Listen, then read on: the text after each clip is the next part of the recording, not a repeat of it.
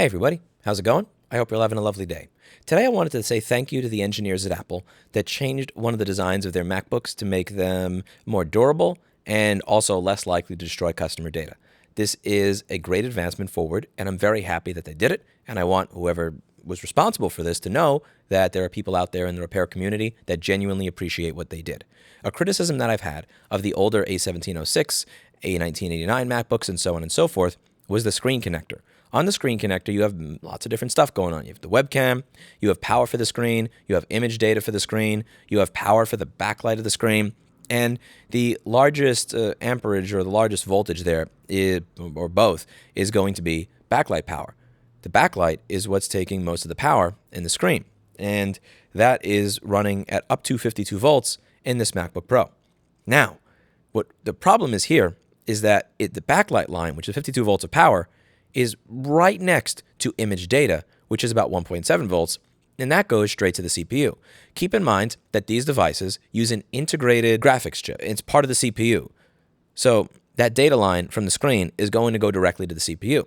My criticism is that placing the 52 volt power line right next to the 1.7 volt data line that goes straight to the CPU, right on the edge of the computer, right next to the fan, where any sort of humidity or moisture, if you got it by a window, is going to get sucked into the device, is a bad idea because it ends like this. I have countless videos in this channel showing you when CPUs are dead. As I like to say, this isn't overclock that not even Gamers Nexus or Linus is going to recover from because very few laptop CPUs like getting 52 volts. In the Core 2 Duo days, a quick real blast of 12 volts and then it turning off, you could survive that. 52 volts to a modern CPU, no, that's not going to work well.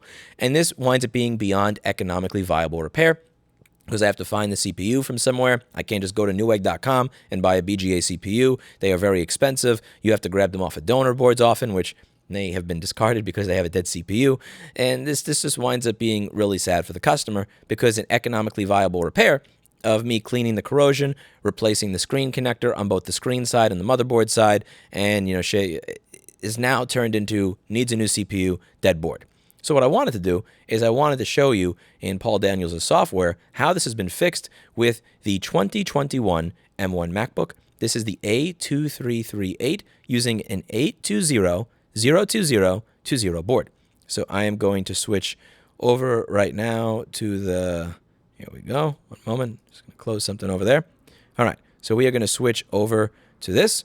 So this is the board view using Paul Daniels' amazing software. And over here, we have the screen connector. Now, on the screen connector... Oh, wait. That's the keyboard connector. I'm an idiot. Okay. So on the screen connector, as you can see, they still have image data right next to backlight. Backlight is here. Image data is here. They did not change the proximity. But what they did, so that it doesn't kill the CPU, is they put a capacitor in there. So there's a capacitor before this goes to the CPU. It goes to the CPU after going through the capacitor. And as many of you know, if you followed some of my basic electronics series, capacitors will pass AC, but they will not pass DC. Now, if we look at the schematic over here, you'll probably see that, again, this is not going to be a very high voltage capacitor. Let me just open up the...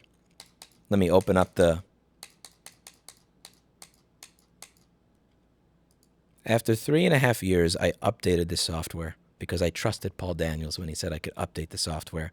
And it seems like after I open the board view, I can't click on anything up there anymore. Okay, I'm going to open the PDF manually. When I open, let me just get the capacitor number over here. Again, this is a capacitor that has a 16 volt rating over here. So I'm not exactly sure how well that's going to fare with getting 52 volts to the face. However, when it does wind up getting that 52 volts, it tends to be through corrosion that occurs at the connector that typically is around 300 ohms. So a 16 volt capacitor blocking 52 volts at 300 ohms is a lot better than giving it a straight path to the CPU. And we've had a couple of machines come in that have actually had this problem where 52 volts wound up going straight to that data line. And what we found is that we were able to replace the screen connector on both sides, clean everything up, and boot it up, and it worked again. The M1 CPU was protected by that capacitor in a way that the A1706s and A1989s never were, which means that instead of telling this customer, hey, I'm sorry, I can't get an M1 CPU anywhere, and even if I could, they're prohibitively expensive, you now have a doorstop. I can tell them, here you go, you have a working computer. This is further important because on these machines, unlike the A1706, there is a T2 chip. There's no Lifeboat connector for me to get their data.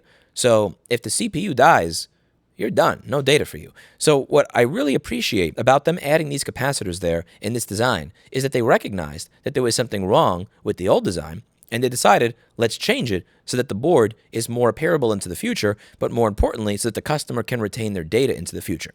This does not mean that if you get water on your machine that you're not going to need to have it repaired. But what it does mean is that if you do bring it to some place to repair, instead of telling you, no data for you, you're screwed, get a new computer, they can tell you for a few $100, here, you have your computer back the same way it was before, and everything works and I can warranty it, which is a radical difference. So I wanted to express my appreciation for the Apple engineer that was responsible for adding this capacitor there. I genuinely appreciate it. This is going to result in tens of thousands of people retaining their data that otherwise would have had it tossed out. This is going to result in tens of thousands of people getting affordable repairs where otherwise they would have been just replacing the entire machine. Thank you very much for your contribution, and thank you for improving. That's it for today, and as always, I hope you learned something. I'll see you all in the next video. Bye now.